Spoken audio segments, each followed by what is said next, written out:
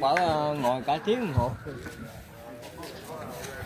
Kính thưa gia đình và quý quan khách, hiện giờ này có không gian thứ 9 ở Cần Giờ trước đến thắp nén nhang chia buồn cùng gia đình, sau có nhà ban nhạc đến trước linh cữu cụ bà đánh lớp tuồng phụng cúng, trước là cầu nguyện cho vong linh cụ bà sớm tiêu diêu về miền Tây phương cực lạc, sau là ấm áp ngày tang lễ.